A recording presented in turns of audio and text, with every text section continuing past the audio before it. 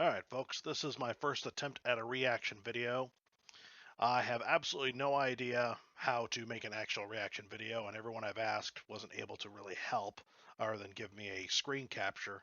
I don't know how to make one of those big banner thingies and have an avatar with my pretend face on it speaking here. So I'm just going to interrupt this video from time to time. This is the video by PikMonWolf, who made a video ripping apart Jacob Taylor and giving him a good roasting, a roasting that he deserves and needs. All right, let's give it a go. Spoilers for the entire Mass Effect trilogy, but pretty much all of those spoilers pertain to the worst Squadmate, so Amen. do you really care? I'll give a warning before any spoilers that actually matter. The Mass Effect series is a favorite of many, and while the gameplay and plot Definitely true. Definitely true. have some major highs, they do also have some deep lows.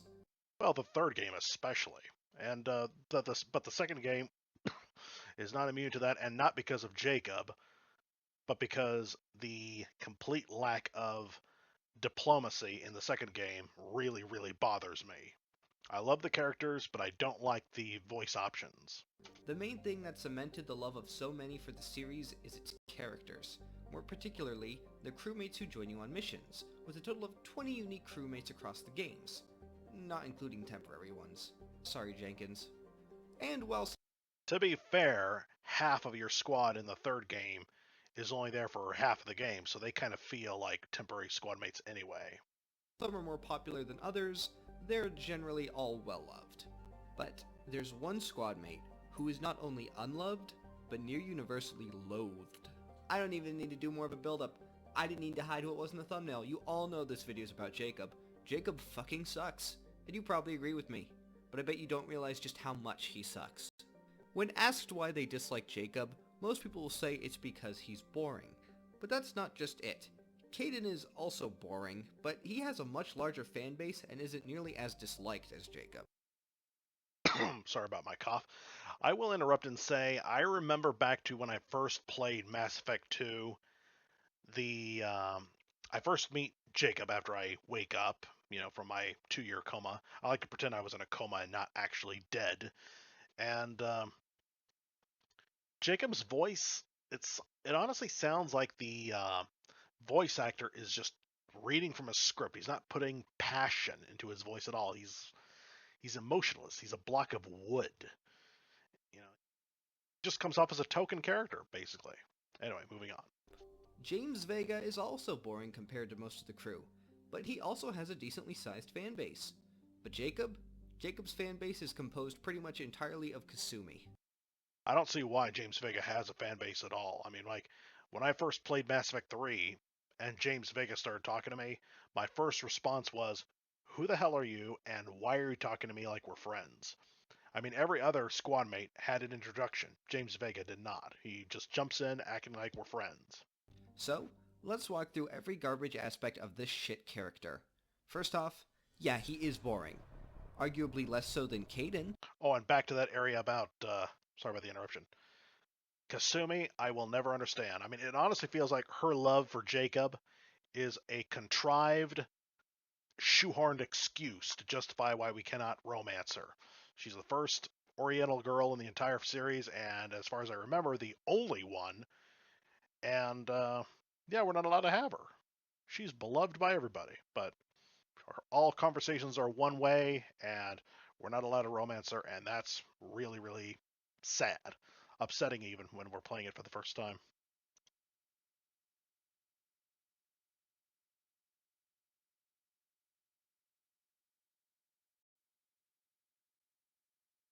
Kasumi. So, let's Sorry, walk through every garbage sorry about the interruption there. Basically, the stupid media player conked out on me, and I had to restart. aspect of this shit character. First off, yeah, he is boring.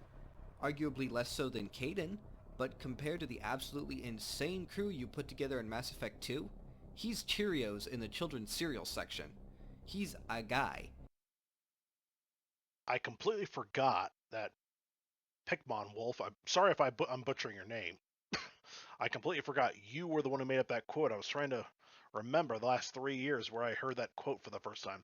The Cheerios in the children's cereal section. That's a brilliant quote. I love it. It makes sense. Everyone else is the master of something or a cut above the rest, but Jacob, he's a guy, a soldier.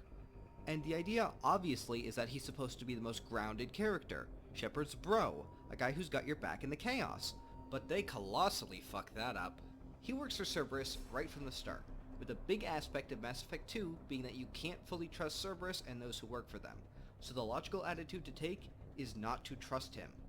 I don't care what they did or what you say. I am not working with terrorists. Compare this to the other two average Joes you start a Mass Effect game with, Kaidan and Vega, the boring squad. You have no reason not to trust them. They are established as characters you already know and have a working relationship. Yeah, but we still get at least some hint of an introduction. With James, we do not. That's why I still don't like James. With. Alright, but maybe that's the point, right? You start off not trusting him, but soon see that he can be your best backup in this crazy crew. Well, guess who the game pushes you to recruit first? Garrus fucking Vakarian. He is one of Shepard's best friends and generally considered one of the best bros in literally all of gaming. I'm ashamed to admit it, and I really do wish the game gave me this option to tell him so, but I honestly thought Garrus Vakarian was a traitor in waiting when I played Mass Effect 1 for the first time. Because, whether you like to admit it or not, Garrus is he's a yes man, basically. I've been watching those videos where the three presidents, Biden, Trump, and Obama, are all playing Mass Effect, and well, Trump points out what I've been thinking, that Garrus feels like a yes man. No matter which choice you make, he doesn't really disagree with you ever. And honestly, when I was playing the first game for the first time all those years ago, it honestly felt like this guy was trying desperately to gain my trust because he is secretly working for Saren. So, moving on. Sorry about the interruption. So they added a character who's supposed to be your best friend, then give you good reason not to trust him and throw in your actual best friend from the first game right off the bat. So Jacob immediately loses his niche. But surely Shepard can have more than one friend. And hey, at least if Jacob's boring, that means he can't be too annoying or flawed, right? No. See, here's the actual issue with Jacob. What most people don't really actively think about, but definitely notice subconsciously. The real reason Jacob is the worst crewmate is that he has no, absolutely zero, redeeming qualities. Of the Vega, Kaidan, Jacob boring squad, Kaidan is mature, listens well, and is incredibly loyal to the Alliance. Vega is determined, willing to do whatever's needed even at risk to himself, and again, is incredibly loyal. Jacob is none of these things. First off, he's a total fucking asshole. He's supposed to be the nice guy of the ship, but he antagonizes multiple recruits the second they come aboard. Also, gotta love when he insults the Drell assassin who joins you for no cost, but says nothing about the human mercenary who joins you explicitly because he's getting paid. Yeah, the conflict the conflict that he throws in really feels like it's just there for the sake of adding conflict to an area in the plot where there is no need for conflict. Kind of reminds me of Lost. Definitely doesn't make Jacob seem inconsistent and racist. And then there's his advice. In Mass Effect 2, there are multiple points where you meet up with a mix of Miranda, Jacob, Edie, and Mordin. During these parts, Jacob not once offers actually good advice. This is the flaw I feel people bring up the least in regards to Jacob's shittiness. And there's going to be actual plot spoilers for Mass Effect 2 here, not just Jacob spoilers. So skip to this point if you haven't played it. Seriously, skip ahead. This spoils some of the cool moments and it's a great game. Just play I'm it. not Alright, skipping. Here be spoilers. I warned you. After the mission on the Collector ship, Jacob suggests that you immediately continue onward to the next story mission, collecting a Reaper IFF. The second you get the IFF, you have triggered the endgame. At that point, a countdown starts until your crew is kidnapped, and then the longer you take to start the final mission, the more of them die. So the smart thing to do is to get all of your prep work done before collecting the IFF. Jacob suggests you take the path that gets the most people killed. And guess what?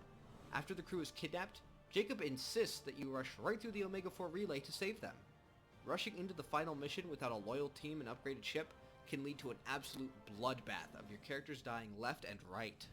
Now, if you prepared yourself fully before collecting the IFF, then you do want to rush into the final mission, because that's how you save your entire crew. But again, Jacob suggested getting the Reaper IFF immediately before you could possibly have... Assuming you recruit every squad mate, you do Zaid and Kasum's low missions before the horizon, I'm not finding the thing. He's gonna absolute max. 30 or squad's not one. The only way to reach even left. Yeah, I don't like the whole perfect timing thing.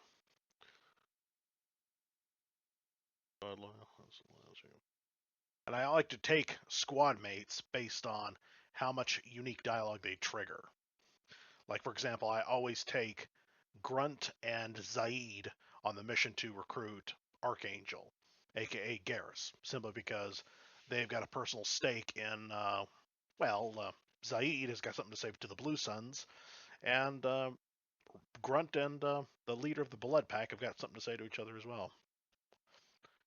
P.S. I really do like Gentha, and I hate having to kill her. I always melee her so that I can pretend I knock her out instead. Have the prep work done.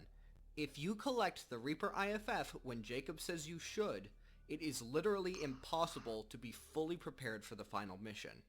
And if you are fully prepared, then Miranda will say so and also insist that you rush into the final mission, because she knows that you're ready.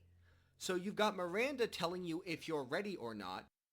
Speaking of Miranda, am I the only one who really does wish that Miranda be wearing this armor and not the white cat suit in the third game if you decide to warn her about the space ninja that is following her and you? And Jacob, who always says to go through, meaning his advice is going to be either wrong or redundant. He adds nothing here. But there are a couple other sections where he gives advice. Maybe he's helpful in those at least, right? Well, what about the part where you bring an inactive Geth and are presented with the choice of selling it to Cerberus or reactivating it to speak to it? Miranda insists you sell it to Cerberus, but there's so little to buy in Mass Effect 2, and by that point you have so much money that there's a good chance you have literally bought every purchasable item by the time you're making this choice.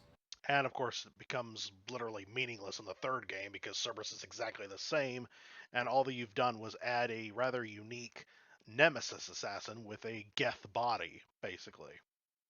So the money is effectively worthless.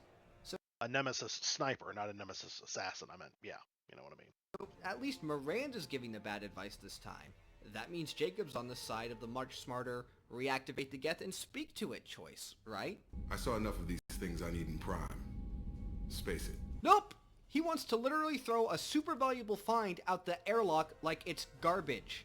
Thanks, Jacob. What a brilliant fucking idea. There's no significance at all to a deactivated Geth that spoke to you. Just throw it out! Don't even make money from it! A suggestion so stupid, the game doesn't even let you do it! And then we get to the ending. I remember questioning that. Why does that option never appear? I mean, Jacob mentions it, so why not give me the option if you're going to have one of your characters mention it? Just feels weird. Now, technically, Jacob does give good advice here, in that he's the one who suggests splitting the teams into two. But there's no choice there. That's just how the mission proceeds. So he's not a character explaining to Shepard and the player the benefits of choosing a certain option. He's just the one telling you what the next mission's gonna be like. And then you learn that you need to send somebody through the ventilation to hack a door open. And you get these lines. Someone could sneak in through this ventilation shaft here. Practically a suicide mission. I volunteer. I appreciate the thought, Jacob, but you couldn't shut down the security systems in time. We need to send a tech expert. It's your call, Commander. Who do we send into the shaft? If you send Jacob into the vents, he dies. Once you have picked him for that job, his fate is completely sealed and there's no way to stop it. Ironically, I always send Kasumi down the shaft. Partly because she's a DLC character and I want to make more use out of a DLC character, but also because I give her a much more valid excuse to not rejoin the ship in the third game. Otherwise, she just feels like she's just being a coward and doesn't want to do her part in the Reaper War. So his final grand suggestion gets somebody killed. Fortunately, the person who dies is Jacob. Realistically speaking, sending a character with no tech knowledge, like Jacob, could have potentially gotten numerous characters killed, including Shepard, and cost the entire mission. It just ends up not happening that way. So he eagerly volunteers for a job he... That reminds me, that is the one thing I like about Dragon Age Veilguard, or Failguard as it's more rightfully called. We can finally get characters we don't like killed off. Something that was completely missing in Mass Effect Andromeda and Dragon Age Inquisition. Isn't fucking qualified for. However, many people consider it the best advice he gives because it successfully kills off the worst character. However, even if he sucks at his job, an emotional connection can help you look past that, right? Plenty of other squad mates make bad calls, just not as many. Well, Jean Elker puts it very aptly in their article ranking Mass Effect companions. The problem with Jacob isn't that he's boring. The problem with Jacob is that he refuses to open up in any way. When you ask about his experience with the Corsairs, he makes a blanket statement and says that life is behind him. When you ask about his relationship with Miranda, he refuses to go into details. When you ask about his father after his loyalty mission, he doesn't want to talk about it. Sounds like one giant cop-out. His character is one giant cop-out. Laziness, lazy writing, blanket statements, don't like them. How are players supposed to connect with a character who doesn't seem to want to connect with them? It's a fun little article without any of that slideshow bullshit. Link in the description if anyone wants to give it a read. And now, let's talk about the separation of a player's view of a character and a character's view of a character. In games with lots of choice, there will be different circumstances that NPCs find themselves in, and how they react to these situations is something that the player considers when forming an opinion. The player character, however, only sees the outcome that happens in one specific playthrough, and so will players who only play through the game once. However, knowing how characters respond to situations that you did not find yourself in is still a valid means of judging them. A perfect example of this is the Undertale Genocide route. Many people have not actually played through this route, myself included, but they are aware of how characters act in it. Characters such as Undyne and Sans gained a lot of popularity due to how they respond to the player in this route. A route that many players did not personally experience is still considered when they form their opinion of these characters. So, why bring this up? It's because now we're going to judge Jacob for his shitty romance and the shitty things he does in it, despite the fact that basically nobody ever romances him because he sucks. Jacob is the worst romance option in the series, because he does something that no other character in Mass Effect does, and is rarely done by any romanceable character in any game because it is simply not fun to experience. He cheats on the player character.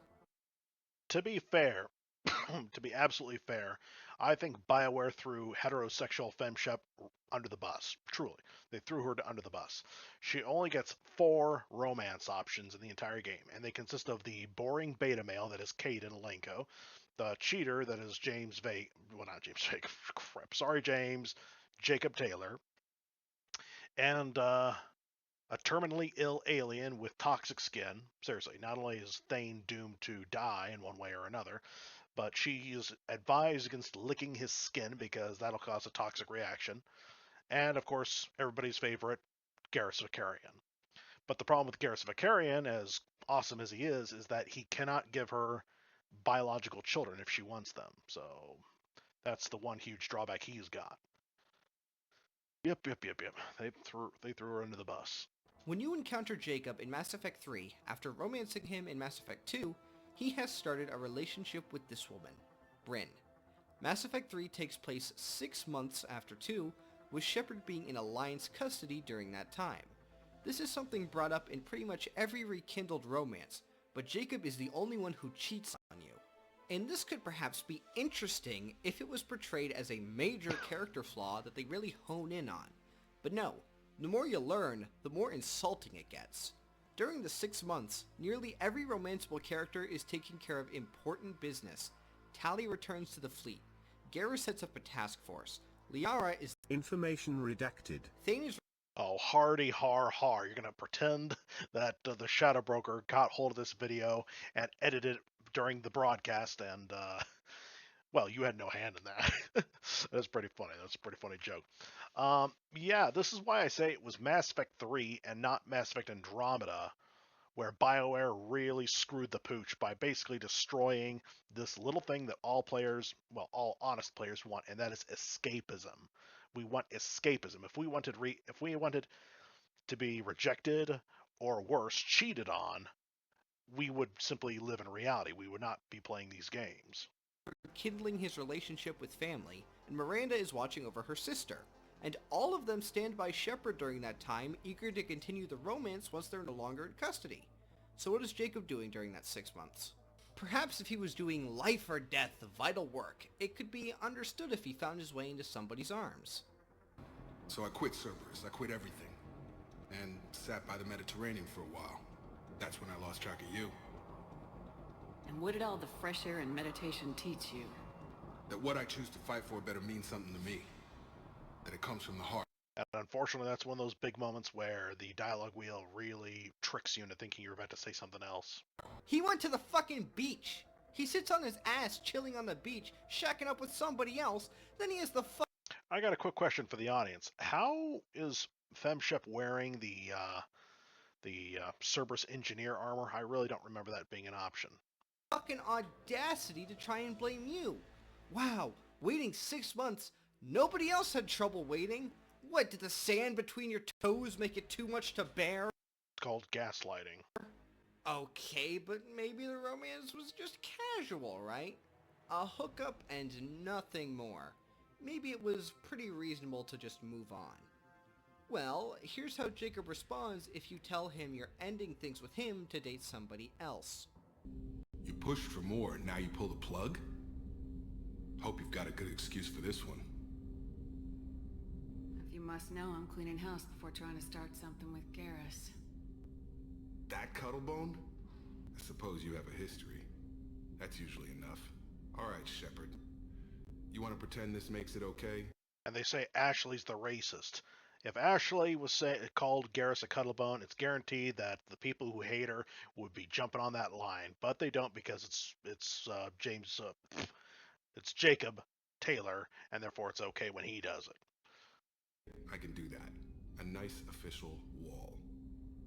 Dear BioWare, if you ever give us another token black character again as a squad mate, please make it a hot girl instead of a bland guy, because the only character that I personally think is worse than Jacob Taylor is Liam from Andromeda. Seriously, that guy is the worst. I could write a whole novel. I could fill out a volume with reasons to kill him off in the story. Seriously. But unlike Jacob, we don't have that option with Liam. And before you try to say, oh, but you're being racist, Rick. No, I think it's you, BioWare, and BioWare sycophants who are the racists, because you attribute these stupid character cliches to the token black guy and not to, well, personally, I'd rather you not have them at all. I don't want any more cheaters, and I don't want any more irrational idiots getting to, well, put my life in jeopardy and get away with it in the game. Go do what you want. I don't need the hassle. He throws a fit when you break with him honestly, but then blames you when he leaves you for somebody else without telling you while you're under arrest. And I feel I should mention that when you don't romance Jacob, Bryn is actually a pretty likable character. She's shown as competent and caring, but overconfident and paying for it. But when you romance Jacob, she becomes an insufferable that gets into catfights with you over this garbage character. Because I'm also going to tell you this. The best place for Jacob now is with me. I hope that you can see that. And seriously, this is another reason why there's a giant list of reasons why I hate Mass Effect 3, and one of them is the fact that you're not allowed to give people what you think they deserve. Like that right there deserves a punch to the face response right now. And because the commander is also a woman, I say it's okay. Yeah, woman hitting woman. I don't want to talk about this with you. My relationship with Jacob is none of your business. And hey, she's Cerberus and you're Alliance, so all the more reason why it should be okay. I did not romance Jacob. Not even for this video specifically about him. I used a save editor for this footage. I would never romance Jacob. This still makes me hate him because it reveals the kind of person he is as a character. Now don't get me wrong. A character being an asshole doesn't mean they're poorly written. Miranda is a well-done and well-loved character, and she is intentionally obnoxious at the start of Mass Effect 2. They actively make her a bitch, with other characters referring to her as such, and Shepard having the option to. I'm generally not one to go around calling women I've just met who just saved my life bitches. To start, I would have implanted you with some type of control chip, but the elusive man wouldn't allow it. But honestly, it's a pretty accurate description of early game Miranda. But this is intentional.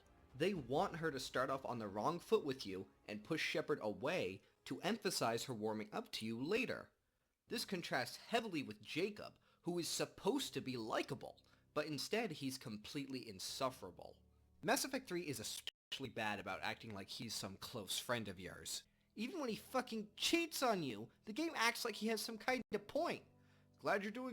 I must admit that I never played as female Shepard, so I never experienced anything wrong here, and personally I didn't mind Brynn at all. She comes off as a pretty good woman, like you explained. So, yeah, when I first watched this video, I was shocked at how nasty she was. Especially especially brave, how brave she is, considering the fact that she's talking to a woman who could easily kill her with her bare hands. But I don't know. The game Mass Effect 3 is a huge mess. Good, Jacob. Wow, I'm happy you and the woman you left me for are getting along. Man, Jacob, you're so nice and such a good soldier despite being the least useful squad mate in Mass Effect 2. Oh yeah, did I mention that? He's worthless in Mass Effect 2 gameplay as well. He is functionally similar to Grunt, but with worse offense and defense. There is no reason to use him once you've awakened the crow. There is very little I hate about Mass Effect 2, but one of them was turning our ammunition into skills instead of being implants. And that is one of the few things I love about Andromeda. They put ammunition back as an inventory item instead of a skill. Krogan. He is a character who is useless in gameplay, useless in the story, a total asshole, completely unloyal to the Alliance, Cerberus, and you, and he never suffers any consequences for it. If he survives into Mass Effect 3, he gets a good ending. Literally, every non-Jacob full squad mate from any game in the Mass Effect series can or will die at some point in Mass Effect 3. But no matter what you do with Jacob, he gets a happily ever after. The lack of consequences for his fucking awful behavior is why he inspires so much rage. Nobody likes seeing assholes get a happy ending. Here's the nicest thing I can say about... Hold on. The phrase you're looking for is Karma Houdini.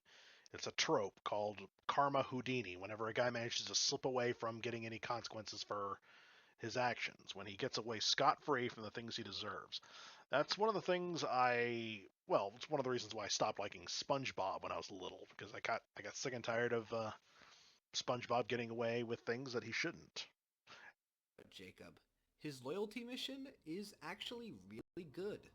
For those who are unaware, every squad mate in Mass Effect 2 has a loyalty mission in which Shepard helps them solve something very personal to them, allowing them to better focus on the primary mission.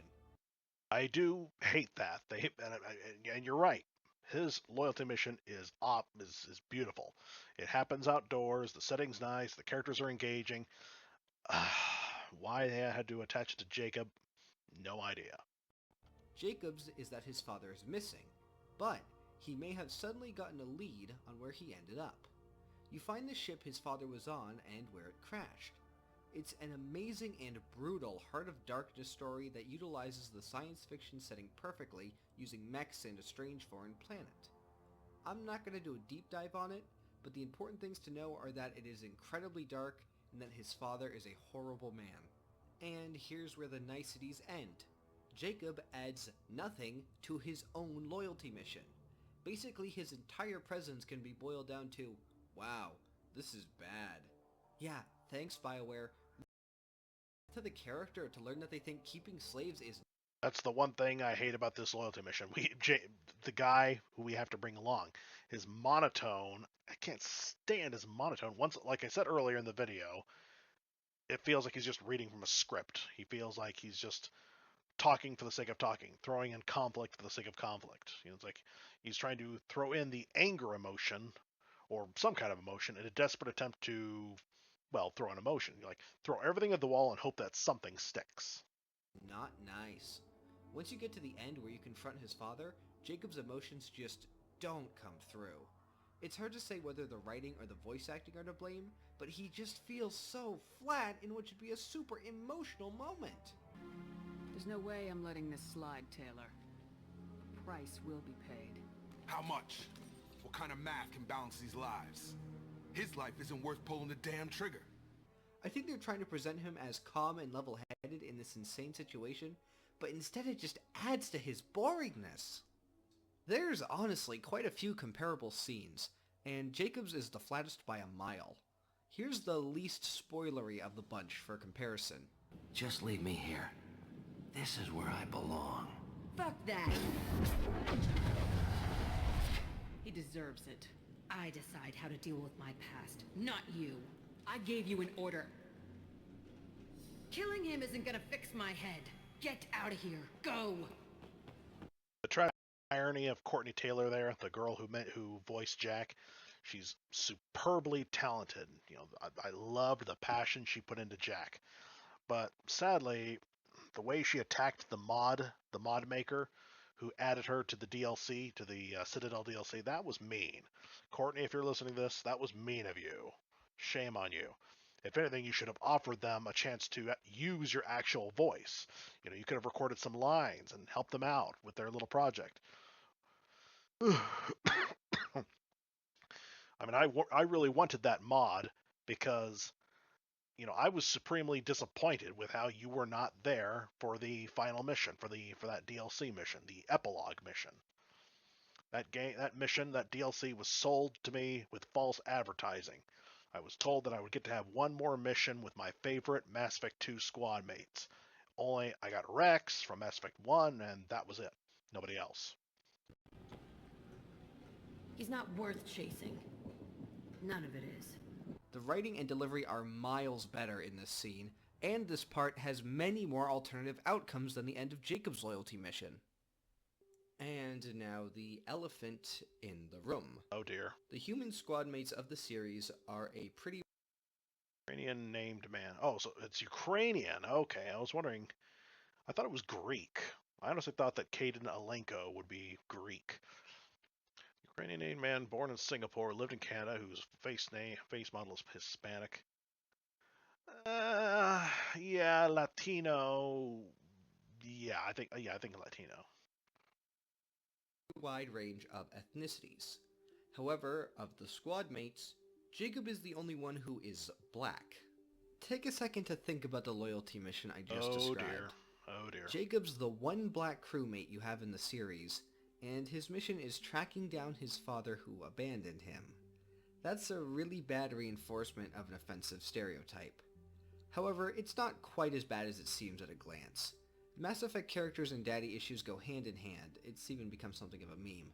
Jacob isn't even the only character that plays into the absentee father trope. Liara has one, and Thane is one. The real problem is that once you get into Mass Effect 3, they don't stray away from harmful stereotypes. Instead, they pile them on. Not only is Jacob now in a relationship with Brynn, leaving Shepard, he accidentally got her pregnant. The one black squad mate is the only romance partner who cheats on you for a side chick that he accidentally knocked up out of marriage. That's really, really fucking bad. Like, seriously, what the actual fuck? This is an amalgamation of offensive black stereotypes. I will not hesitate to say that this is by far the most problematic aspect of the entire series, including the original Mass Effect 3 ending. I do feel safe saying that this was not intentional racism, however, considering that Mass Effect 3 does have some wonderful representation, like Cortez. It is so rare to see gay characters of color, especially where neither are their defining traits. And this was done back in 2012. Maybe they thought it would be the opposite of the absentee father stereotype. I mean, Jacob says he's going to do well by the child, and he never mentions wanting to run away or abandon it. So that's something, right? Right? Never goes No, out. it's still really fucking bad.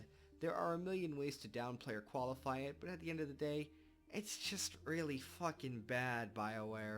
Well, Jacob can always say he's running off to Earth to go pick up some space eggs and space milk and then blow it up, but that's Frieza's joke, and I don't want to rip off Team 4-Star. So not only does Jacob have no redeeming features while not facing any consequences for his awful actions, as written, he's a very offensive racial stereotype. That is why Jacob Taylor is the worst squad mate in Mass Effect.